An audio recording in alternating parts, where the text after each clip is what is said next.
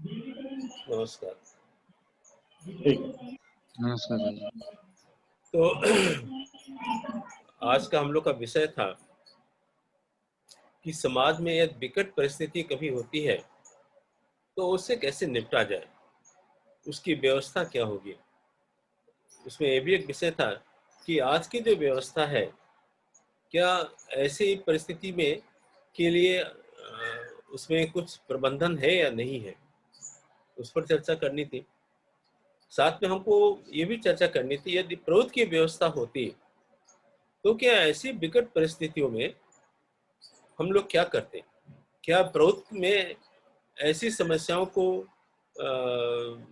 सुलझाने के लिए क्या क्या व्यवस्थाएं हैं। तो ये हम लोग के आज का विषय है।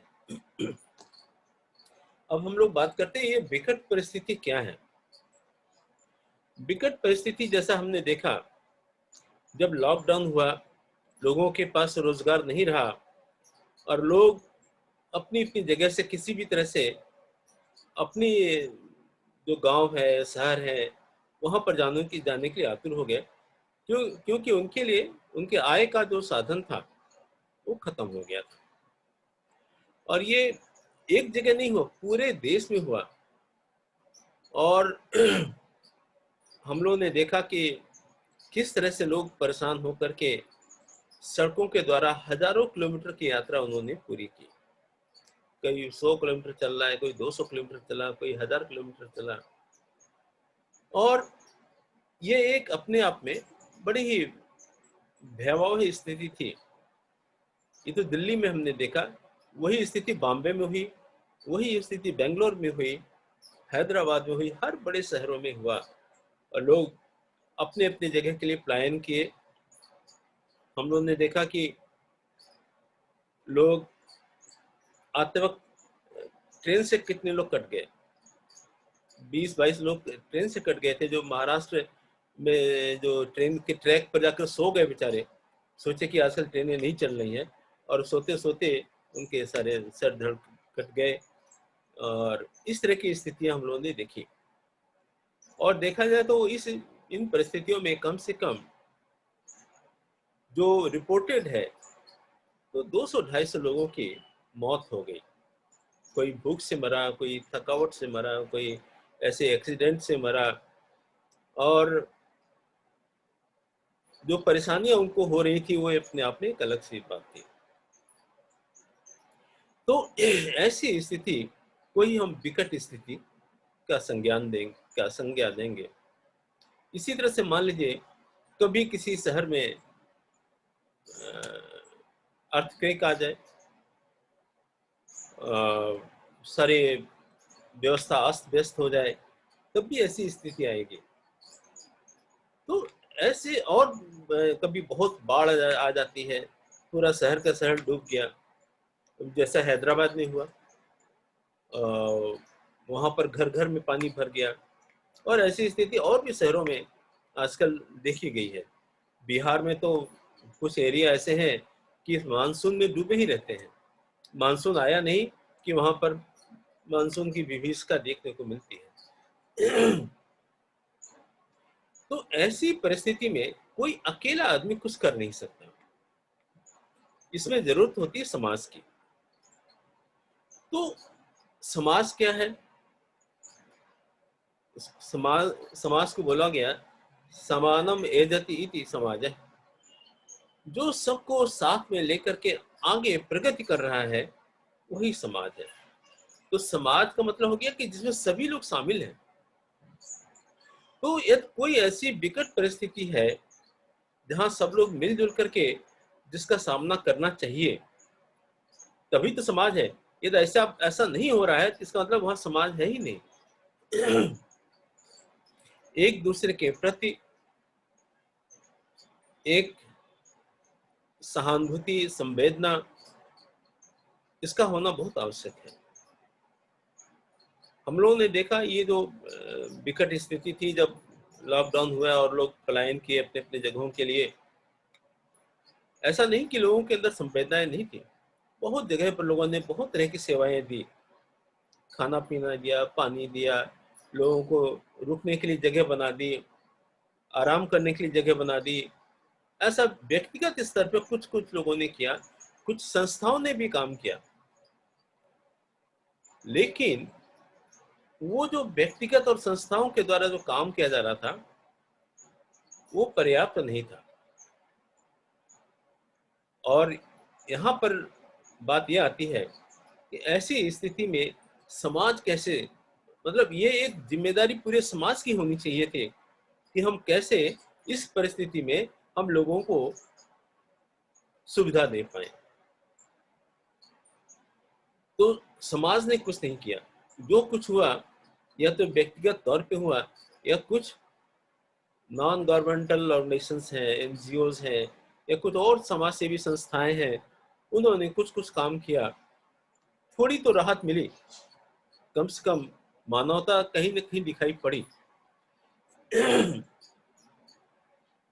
इस तरह की जो बातें हैं उसकी व्यवस्था क्यों नहीं हो पाई?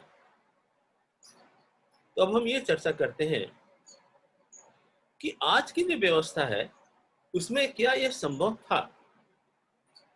फिर हम बात करेंगे प्रभुत्व की व्यवस्था में।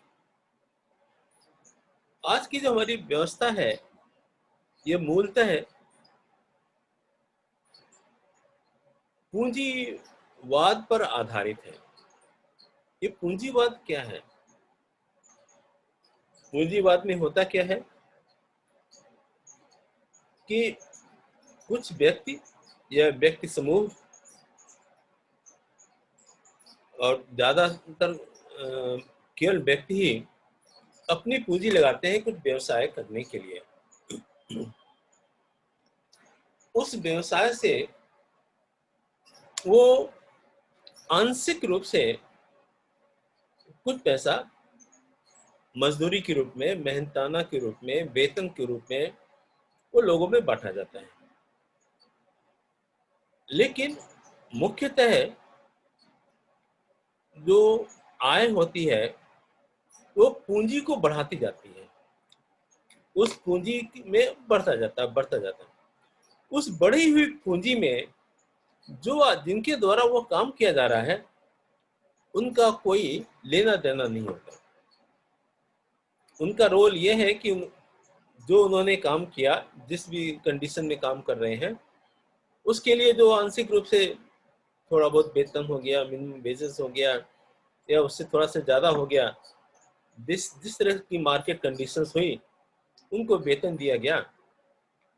और उस वेतन देने के बाद में उस संस्थान का, उस पूंजीपति के कंपनी का उस आदमी के साथ में कोई संवेदनात्मक, भावात्मक रिश्ता नहीं रहता। ये चीज केवल छोटे व्यवसाय की बात में नहीं है, ये बड़े से बड़े कॉर्पोरेट्स की भी हम बात कर रहे हैं। उन बड़े से बड़े कॉर्पोरेट्स में भी जब मन में आया या कुछ ऐसी विपरीत परिस्थिति आई तो उनको बोला कि भाई ये पैकेट लो, आज कल से आना नहीं, तो वहां पर वो भावनात्मक संबंध है ही नहीं, बिल्कुल नहीं रहता। और जो मुख्यतः लोग उन व्यवसायों के साथ में जुड़े हुए रहते हैं, उनसे लगे रहते हैं, वो एक तरह की ट्रेनिंग पाते हैं और एक तरह का काम करते रहते हैं। उनके लिए ये आसान नहीं रहता कि वो कहीं और उस तरह का काम कर पाए, क्योंकि जरूरी नहीं है। जैसे मान लीजिए कोई टेक्सटाइल इंडस्ट्री में काम कर रहा है और टेक्सटाइल इंडस्ट्री में ये किसी भी तरह का स्लंप आ गया, मंदी आ गई, तो सारी इंडस्ट्री में आ जाएगा, तो वहां से निकाल दिया गया तो ऐसा नहीं कि वो किसी और कंपनी में काम कर लेगा, क्योंकि सारी टेक्सटाइल इंडस्ट्री जो उसका एक एक्सपर्टीज जो उसने डेवलप किया है 10-15 साल काम करके, अब उसका कहीं पर भी उपयोग नहीं हो पा रहा। तो उसके लिए पूरा जीवन विपन्न हो जाता है।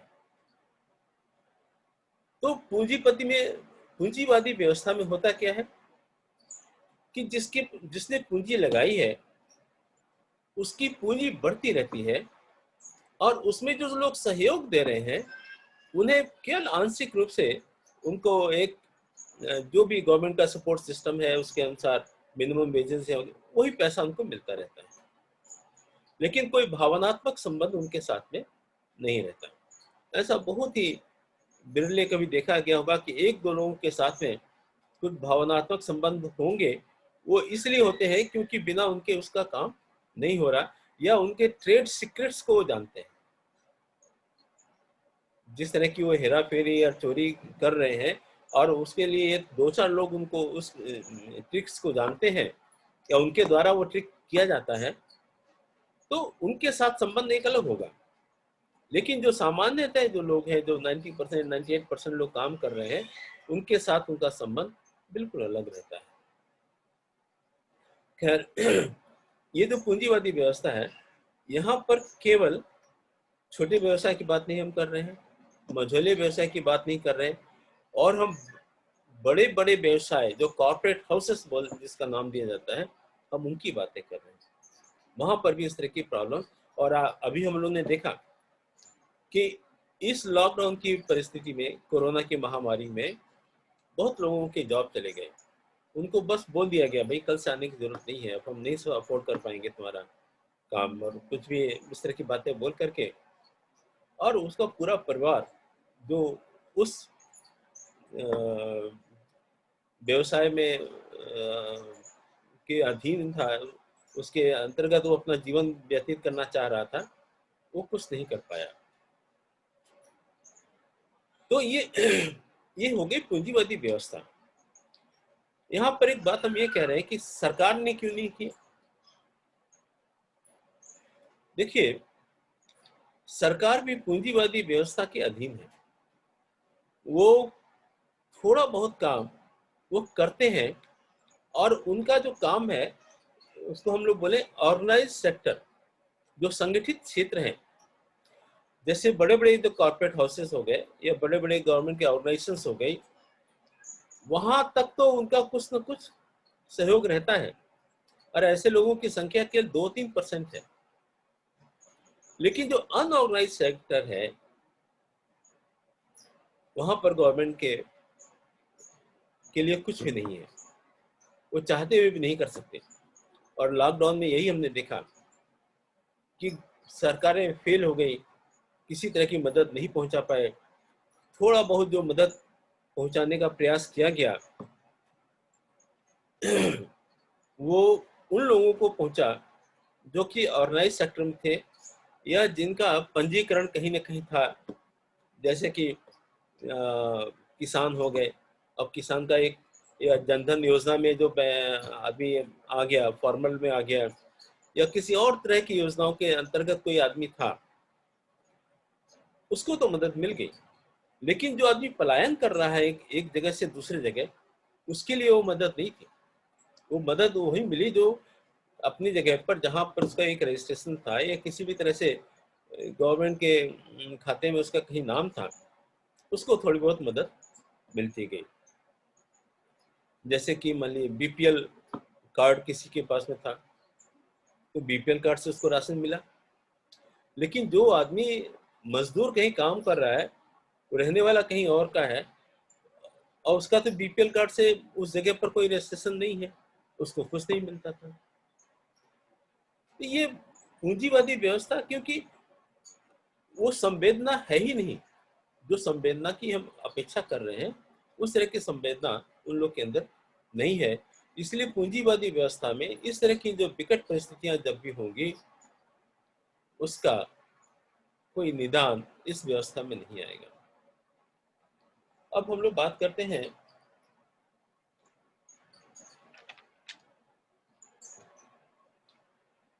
ये पूंजीवादी व्यवस्था में इसका कोई निदान नहीं था,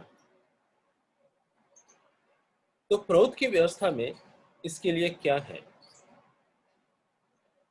तो इसके लिए हम लोग जो प्रौद्योगिकी के मेन सिद्धांत हैं, जिन सिद्धांतों पर मुख्यतः हम प्रौद्योगिकी की बात करते हैं, हम उसकी चर्चा करते हैं। प्रौद्योगिकी हर व्यक्ति को 100% रोजगार देने की बात करता है। प्रौद्योगिकी इस व्यवस्था की भी बात करता है कि हर स्थानीय पुरुष को वो जहाँ का रहने वाला है, जहाँ का वह बासिंदा है, वहां पर ही उसको रोजगार की व्यवस्था दी जाए। प्रौद्योगिकी की जो प्लानिंग है वो ब्लॉक लेवल पर है। हमारा जो इकोनॉमिक यूनिट है वो ब्लॉक से शुरू होता है। ब्लॉक, डिस्ट्रिक्ट, फिर समाज, फिर देश, इस तरह से हमारा प्लानिंग है। पूंजीवादी व्यवस्था में इस तरह की प्लानिंग नहीं थी। पूंजीवादी व्यवस्था में क्या है, उनका जो इकोनॉमिक, जो आर्थिक मॉडल है वो केंद्रीकृत है। केंद्रीकृत कैसे? जहां पर पूंजीपति को लगता है कि हम अपना सामान या अपनी फैक्ट्री अपने अनुकूल वातावरण में बना पाएंगे, वहां पर वो फैक्ट्री लगाएगा, भले ही उसका उपभोक्ता कहीं पर भी हो। और यही कारण था कि कुछ कुछ पॉकेट्स में ही सारे डेवलपमेंट्स हुए। हम देखते हैं गुजरात, महाराष्ट्र, कर्नाटक, तमिलनाडु, ऐसे ऐसे जो बहुत सारे पॉकेट्स हैं, पंजाब, वहाँ डेवलपमेंट्स काफी हुआ। वहां पर उन लोगों ने अपनी परिस्थितियां देखी। मान लीजिए हीरो साइकिल है, ये मोटरसाइकिल है, पंजाब में बनती है, बेचता तो पूरे इंडिया में है, तो उसके कंज्यूमर्स तो पूरा इंडिया है, उसके लिए मार्केट तो पूरा इंडिया है, लेकिन वो फैक्ट्री कहीं लुधियाना में बना रहा है, कहीं कहीं बना रहा है। इस तरह की वो बातें हैं। तो वो जो पूंजीपति का जो मॉडल है, उसमें वो कहते हैं कि जो आर्थिक केंद्रीकरण होना चाहिए। प्रभुत्व उसका उल्टा बोलता है। हम कहते हैं आर्थिक विकेंद्रीकरण होना चाहिए। इसलिए हमारे यहाँ प्लानिंग जो है वो ब्लॉक लेवल से शुरू होती है, और ब्लॉक के जो संसाधन है, जितने भी रिसोर्सेस है वहां पर, उनका हम उपयोग वहां के लोगों के द्वारा उसके उनके विकास में किया जाएगा। प्रभुत्व एक चीज और भी कहता है, जो भी ब्लॉक लेवल पर या ब्लॉक से ऊपर डिस्ट्रिक्ट लेवल पर या 2-4 डिस्ट्रिक्ट से मिला करके जैसी भी परिस्थिति हो, यदि वहां पर कच्चा माल है, तो वो जो कच्चा माल को हम कहीं पर भी भेजेंगे नहीं, उसको हम कहीं पर निर्यात नहीं करेंगे। निर्यात क्या करेंगे? फिनिश्ड गुड्स को करेंगे। एक एग्जांपल लेते हैं। मान लीजिए उड़ीसा में आयरन ओर होता है, और उड़ीसा से आयरन ओर क्या करते हैं, वो जापान को निर्यात हो रहा है, कोरिया को निर्यात हो रहा है वहां से। अब वहां पर जाके वो क्या होता है, उनकी अपनी जो स्टील की फैक्ट्रियां हैं, उनके पास में आयरन ओर नहीं है, हमारे यहाँ से लेके जाते हैं और फिर वहां से वो आयरन बनाते हैं, फिर आयरन से उनकी इंडस्ट्री चलती है। तो इस आयरन ओर की जो फैक्ट्री है तो उड़ीसा में ही तो बन सकती थी, कच्चा माल वहां से नहीं जाना चाहिए था। तो प्रौद्योगिकी की जो अवधारणा है, हम कभी भी कच्चा माल को किसी भी जगह नहीं भेजेंगे। हम जब भी भेजेंगे तो उसको फिनिश करके, उसका 2-3 स्टेज, जितने भी स्टेज बनते हैं, उन स्टेजेस तक उसकी फिनिशिंग करके फिर हम उस माल को निर्यात करेंगे, और तब करेंगे जब हमारी वो आवश्यकता से ज्यादा है। यह प्रौद्योगिकी का सिद्धांत हो गया। इससे क्या होगा कि हमारे जो लोकल जो जगह है वहां पर एम्प्लॉयमेंट बढ़ेगा। मान लीजिए हमारा जैसे ब्रज क्षेत्र है, ब्रज क्षेत्र में तो कोई मिनरल्स है नहीं, और हमारा बेसिकली हमारा 2-3 तरह का जो मुख्य व्यवसाय है, वो व्यवसाय क्या है? एक तो चमड़े का उद्योग हो गया, एक पर्यटन का बहुत बड़ा उद्योग हमारे यहाँ है, क्योंकि वो ताजमहल और मथुरा, इस तरह की जो चीजें हमारे पास में हैं। तीसरा जो है वह कृषि है। मान लीजिए हमको कृषि से गेहूं पैदा हुआ, और गेहूं उठा करके हमने कहीं और भेज दिया, तो गेहूं हम कहीं और भेज रहे हैं, तो वहां पर गेहूं तो कोई खाता नहीं, वहां सब लोग आटा खा रहे हैं, आटे से रोटी बना रहे हैं। तो आटे की मिल कहीं और क्यों बने? यदि हमको बेचना है, भेजना है कोई चीज, तो हम वो चीज भेजें जो हमारे यहाँ जो हो रही है, तो उसको फिर हम फिनिश करें, मतलब हम उसको आटा आटे का हम निर्यात करें यहाँ से। इसी तरह से मान लीजिए हमारे यहाँ दाल हो रही है, उड़द की दाल होती है, मूंग की दाल हो रही है, हम उसको साबुत उड़द और मूंग क्यों भेजें? हम अपने यहाँ उसको दाल बनाने की फैक्ट्री क्यों नहीं लगाएं? फिर ये तो दाल बना करके वहां पर जहां वो जा रहा है वो उसका पापड़ बनाता है, तो हम वहां पापड़ क्यों बनने दें? हम उस दाल को पापड़ हम यहाँ खुद बना करके हम पापड़ ही भेजें। इस तरह इससे क्या होगा कि हमारे यहाँ व्यवसाय के संसाधन बढ़ेंगे। जब भी हम कच्चा माल कहीं पर भेजते हैं तो उसका नुकसान जो होगा कि वो जो व्यवसाय में लोग जो हमारी आय होनी चाहिए थी, ज्यादा होनी चाहिए थी, वो उसका जो वैल्यू एडिशन है व्यवसाय में किसी और के पास चला गया। ये प्रभुत्व की व्यवस्था है। दूसरा, हमारी जो कृषि की नीति है, जो हमारी औद्योगिक नीति है, उसकी हम चर्चा करते हैं। हमारी कृषि की नीति क्या है कि खेती को सहकारिता के आधार पर किया जाएगा। जो अन्न उत्पादन है सहकारिता के आधार पर किया जाएगा, और उसका जो वितरण है वो भी सहकारिता के आधार पर होगा।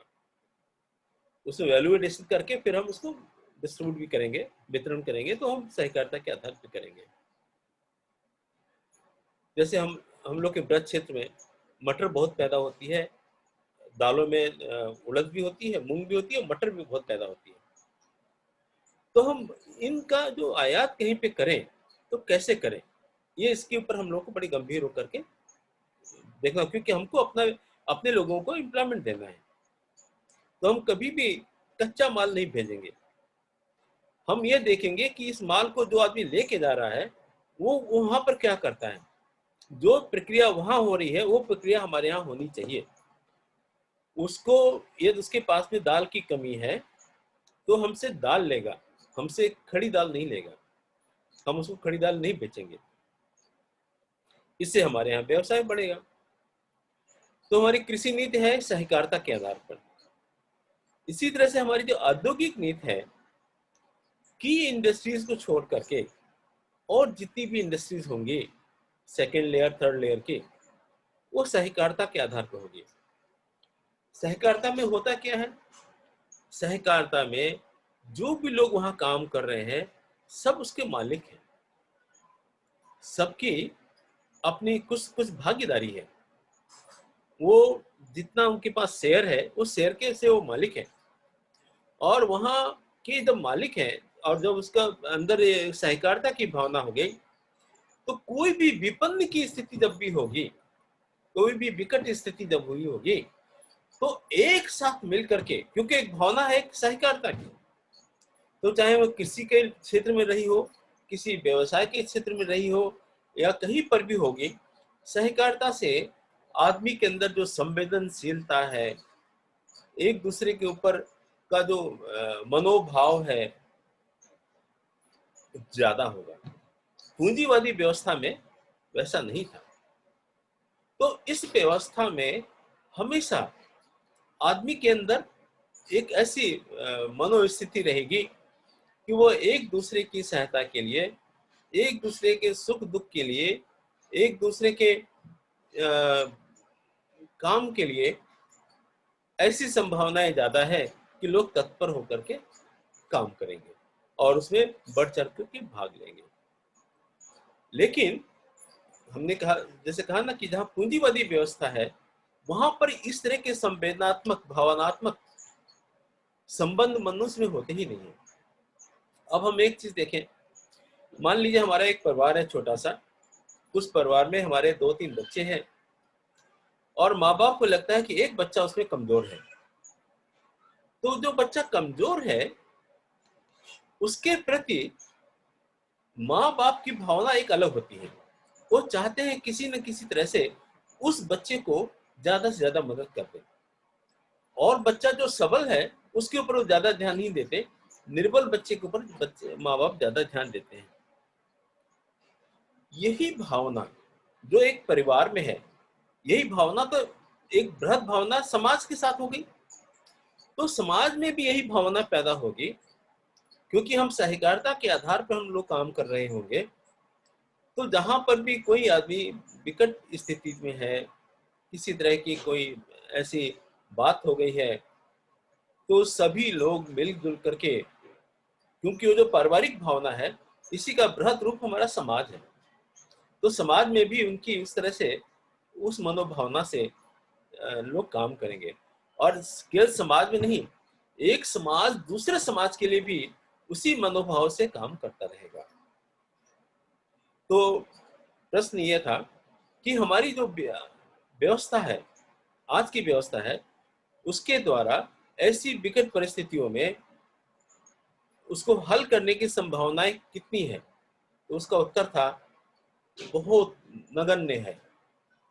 लेकिन प्रौद्ध की व्यवस्था में, प्रौद्ध की नीतियों के द्वारा ऐसी कोई एक विकट स्थिति आएगी तो उसकी संभावनाएं, उसको, उससे निपटने के लिए, उसको सुलझाने के लिए जो मनुष्य का जो संवेदनात्मक भावनात्मक पहलू है, उसकी संभावना बढ़ जाएगी और प्रौद्ध में हम एक अच्छे स्थिति में होंगे, ऐसी स्थिति को में पार करने के लिए। ये एक आज के मोटा मोटी यही विषय था। दूसरा एक और भी है जो प्रौद्ध का, थोड़ा विषय लंबा हो जाएगा लेकिन फिर भी हम बता देते हैं कि प्रौद्ध में अर्थव्यवस्था को 4 भागों में बांटा गया। उसको हम बोलते हैं peoples economy, psycho economy, commercial economy and general economy. ये विश्व में पहले बार हुआ जबकि अर्थशास्त्र को इस तरह से क्लासिफाई किया गया है। जो पीपल्स इकोनॉमी है उसका एक दायरा है। उसमें कहा पीपल्स इकोनॉमी में क्या होगा, उसमें ये व्यवस्था होगी कि लोगों के जो न्यूनतम आवश्यकताएं हैं, जिसके की प्रौद्ध गारंटी देता है, उसकी आपूर्ति कैसे की जाए, उसकी सारी व्यवस्था पीपल्स इकोनॉमी में होगी। उसका प्रोडक्शन, उसका जो मिनिमम गारंटी है, जैसे हम कहते हैं कि हर एक आदमी को शिक्षा फ्री देंगे, हर एक आदमी की चिकित्सा फ्री रहेगी, ये दोनों चीजें हम फ्री कहते हैं। तो ये कैसे होगी? तो उस विषय के लिए पीपल्स इकोनॉमी है। और इन चारों जो इकोनॉमी के क्षेत्र हैं, पीपल्स इकोनॉमी, साइको और कॉमर्शियल, जनरल इकोनॉमी, सर्वोपरि पीपल्स इकोनॉमी रहेगा। यदि मान लीजिए कॉमर्शियल इकोनॉमी और उसमें कहीं मतभेद हो रहा है, तो पीपल्स इकोनॉमी उसमें हमेशा सर्वोपरि रहेगी, उसकी बात पहले मानी जाएगी, कॉमर्शियल पीछे हो जाएगा। तो ये जो व्यवस्था दी गई प्रौद्ध में, इन व्यवस्थाओं के द्वारा ये इसकी संभावना बहुत ज्यादा है कि हम के किसी भी तरह की, किसी भी विकट स्थिति में कोई भी समस्या होगी, उसको हम ज्यादा से ज्यादा संभाल पाएंगे, उससे पार पा पाएंगे। लेकिन आज की जो अर्थव्यवस्था की जो सिद्धांत हैं, जहां पर कि इकोनॉमिक्स को 2 भागों में बांटा गया है, micro economics and macro economics, मतलब एक व्यवस्था ऐसी है जो कि लोगों के से साथ जुड़ी हुई है, और एक है जो देश की अर्थव्यवस्था के लिए काम करते हैं, मैक्रो इकोनॉमिक्स उसको बोलेंगे। और जो नीचे स्तर की जो इकोनॉमी है, जनरली जिसको हम प्रौद्ध में कॉमर्शियल इकोनॉमी बोलते हैं या जनरल इकोनॉमी बोल रहे हैं, उसको वहां पर माइक्रो इकोनॉमिक्स की बात की गई। तो हमारी जो व्यवस्था है, प्रौद्ध की व्यवस्था, इसमें संभावना इतनी ज्यादा है कि कोई भी व्यक्ति कभी भी किसी भी हालत में अपेक्षित महसूस नहीं करेगा। तो लेकिन इसकी संभावना आज की जो व्यवस्था है, या इसके पहले भी ये साम्यवादी व्यवस्था थी, वहां पर भी ये उचित संभावनाएं नहीं थी, क्योंकि वहां पर भी मनुष्य को एक श्रम की इकाई के रूप में जाना जाता है, एक वो लेबर यूनिट है, उससे ज्यादा उसका महत्व नहीं है। संवेदनात्मक और भावनात्मक संबंध तो वहां है ही नहीं। लेकिन प्रौद्ध में ऐसा नहीं है। प्रौद्ध में साइको इकोनॉमिक्स है। साइको इकोनॉमिक्स की जब हम बात करेंगे तो इंटेलेक्चुअल प्रॉपर्टी है, लोगों के अध्यात्म के द्वारा किस तरह से हम समाज का भला करेंगे, वो साइको इकोनॉमिक्स का पार्ट बन जाता है। इन बातों को हम इसलिए यहाँ पर लेके आ रहे हैं कि हमारा यह कर्तव्य होता है कि हम समाज में हर जगह इन बातों को फैलाएं कि इस तरह की जब भी परिस्थिति होगी तो आज की जो अब व्यवस्था है उसमें कुछ नहीं होने वाला, लोगों का कभी भला नहीं होगा। लेकिन हमारी प्रभुत्व की कभी भी व्यवस्था आती है तो हम किसी भी तरह की परिस्थिति को मिलजुल करके आपस में बैठ करके उसका निवारण कर सकेंगे। तो हम अपनी बात यही समाप्त करते हैं। 3 मिनट का टाइम बाकी रह गया है। यदि कोई प्रश्न होगा तो उसको प्रश्न को ले लेते हैं।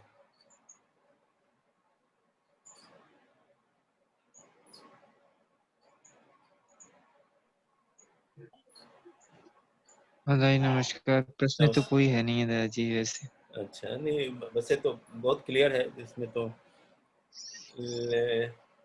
लेकिन जिस तरह से हमने इसको विषय को पकड़ा है या जो हमने बताने की या समझाने की कोशिश की है, तो आपको लगता है कि ये हम दूसरों को भी ऐसा कहेंगे तो वो लोग इस बात जो को आपने समझेंगे? तीनों चारों मतलब इकोनॉमिकल स्तर बताए अपने हाँ हाँ। राउत के, हम्म वो स्टडी का थोड़ा सा विषय है, हम्म।